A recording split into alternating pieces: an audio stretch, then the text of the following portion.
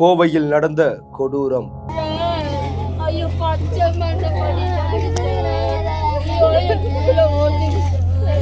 10 வயது சிறுமி பலாத்காரம் செய்து கொடூர கொலை.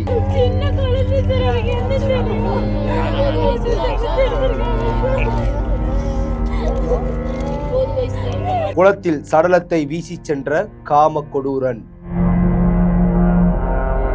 உச்சபட்ச தண்டனை மரண தண்டனை கொடுக்கணும் சார். தூக்கு தண்டனை உடனே கொடுக்கணும் சார். உடனே தூக்கு தண்டனை கொடுக்கணும் சார். ஏன்னா உடலை வாங்க மறுத்து காவல் நிலையம் முற்றுகை.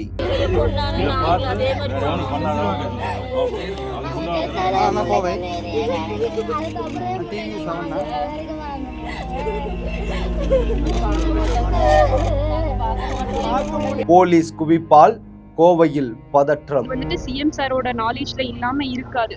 ஸோ இப்போ வரைக்கும் சிஎம் சார் ஏன் வந்துட்டு ப்ராப்பரா ஒரு இன்ஃபர்மேஷனை வந்துட்டு சொல்லாம அபிஷியலா வந்துட்டு சொல்லாம இருக்காரு.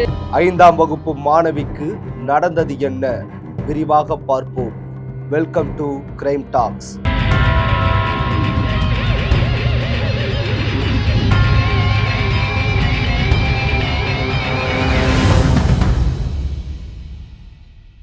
கோவை மாவட்டம் சூலூர் அருகே உள்ளது பள்ளப்பாளையம்.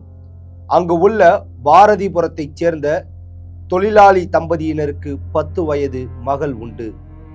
இவர்கள் குடும்பத்துடன் கடந்த ஒரு வாரத்திற்கு முன்பு தான் போத்தனூரில் இருந்து குடியேறினர்.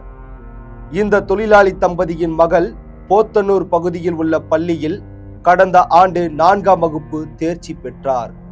அங்கிருந்து மாற்றுச் சான்றிதழ் வாங்கி வந்த நிலையில் 5ஆம் வகுப்பிற்கு கண்ணம்பாளையம் பள்ளியில் சேர்க்க பெற்றோர் முடிவு செய்தனர். இந்த நிலையில்தான் 10 வயது சிறுமி கடந்த வியாழக்கிழமை மாலை வீட்டின் அருகே விளையாடி கொண்டிருந்த போது திடீரென காணாமல் போனார். பெற்றோர் அளித்த புகாரின் பேரில் சூலூர் காவல்துறையினர் தேடுதல் வேட்டையில் ஈடுபட்டனர். இதனிடையே சிறுமியின் வீட்டின் அருகே இருந்து சுமார் 2 கிலோமீட்டர் தொலைவில் உள்ள கண்ணம்பாளையம் குளக்கரையில் சிறுமி சடலமாக கண்டெடுக்கப்பட்டார். அவரது உடல் உடனடியாக மீட்கப்பட்டு பிரேத பரிசோதனைக்காக கோவை இஎஸ்ஐ அரசு மருத்துவமனைக்கு அனுப்பி வைக்கப்பட்டது.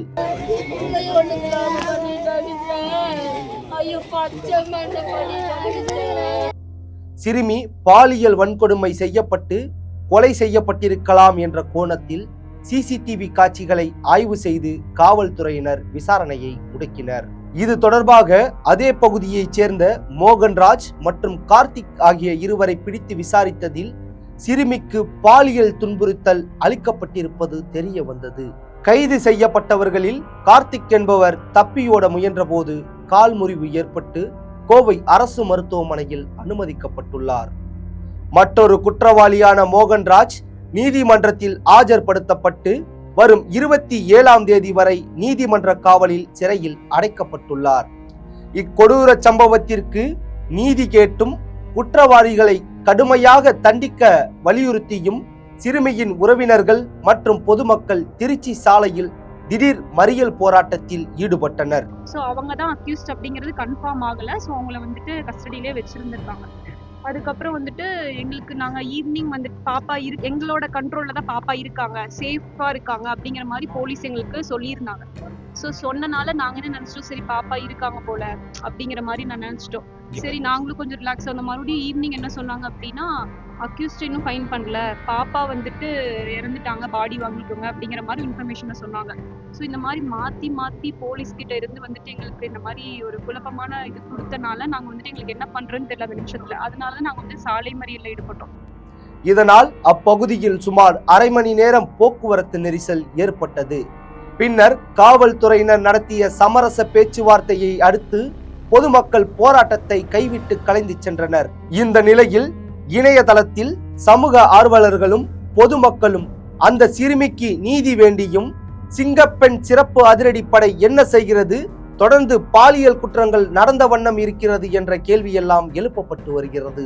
மாற்றம் என்று ஆட்சி அமைத்துள்ள தமிழக வெற்றி கழகத்தின் ஆட்சியிலாவது பெண்களுக்கு எதிரான வன்முறைகளுக்கு தீர்வு கிடைக்குமா?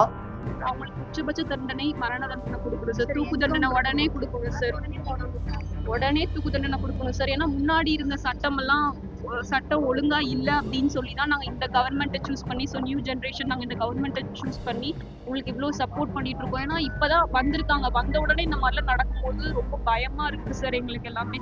முதலமைச்சர் ஜோசப் விஜய் அவர்களால் அமைக்கப்பட்ட சிங்கப்பெண் சிறப்பு அதிரடிப்படை அதிரடி நடவடிக்கை எடுக்குமா என்பதை பொறுத்திருந்து பார்ப்போம்.